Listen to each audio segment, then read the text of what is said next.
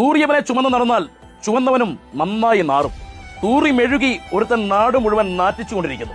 ഇനി അവനെ ചുമന്ന് ആ നാറ്റം ഏറ്റെടുക്കേണ്ടെന്ന് മനഃപൂർവ്വം തീരുമാനിച്ചതുകൊണ്ടാണ് ഇതുവരെ ഞാൻ തൃശൂർ പൂരത്തെക്കുറിച്ച് ഒന്നും പറയാതെ ഒഴിഞ്ഞു മാറി. എന്നാലും എന്റെ പിണറായി വിജയ, ഇങ്ങനെ സ്വയം തൂറി നാട് മുഴുവൻ നാറ്റിക്കാൻ ഞങ്ങൾ മലയാളികൾ താങ്കളോട് എന്ത് അപരാധമാണ് ചെയ്തത്?